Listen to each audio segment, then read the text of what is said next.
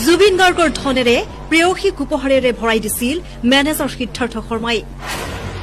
জুবিন গাৰ্গে নিশা চিঞৰি চিঞৰি গান গাই গাই অনুষ্ঠান কৰি উপাৰ্জন কৰিছিল আৰু জুবিন গাৰ্গৰ সেই কষ্টৰ টকাবোৰ তাজপাতৰ দৰে উৰুৱাইছিল মেনেজাৰ সিদ্ধাৰ্থই।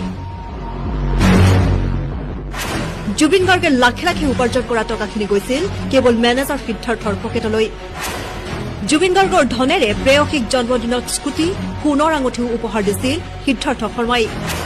প্ৰতিমাহে SIPৰ বাবে প্ৰেয়সীক দিছিল ৩০,০০০কৈ টকা সিদ্ধাৰ্থ শৰ্মাই। মেনেজাৰ সিদ্ধাৰ্থৰ বাবে জুবিন গাৰ্গে নিৰ্মাণ কৰি সম্পূৰ্ণ কৰিব নোৱাৰিলে খাৰঘুলিৰ হেঁপাহৰ ঘৰখন।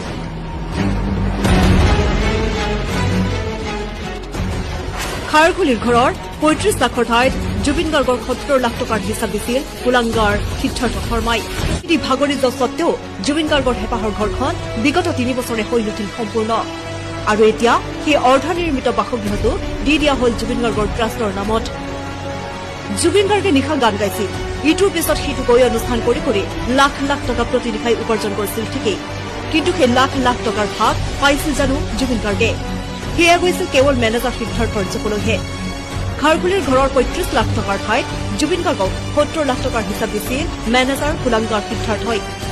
ইয়াৰ পিছতেই ঠিকাদাৰক ৩৫ লাখ টকা দি বাকী ৩৫ লাখ টকা লগাইছিল মহাবীৰ একুৱাত, লগাইছিল ব্যক্তিগত কামত। ইমানেই নহয়, সিদ্ধাৰ্থৰ প্ৰেয়সীকো সেই টকাৰেই দিছিল স্কুটি, দিছিল সোণৰ আঙুঠি পৰ্যন্ত উপহাৰ। প্ৰতিমাহে SIPৰ বাবে প্ৰেয়সীক দিছিল ৩০,০০০কৈ টকা। এনেকৈয়ে সহজ সৰল জুবিন গাৰ্গক লাহে লাহে পূৰ্বৰে পৰাই মৃত্যুৰ মুখলৈ ঠেলি দি আহিছিল লগত থকা এই বিশ্বাসঘাতক কুলাংগাৰ কেইটাই আৰু অৱশেষত একেবাৰে হত্যাই কৰি পেলালে হিয়াৰ আমঠু জুবিন গাৰ্গক।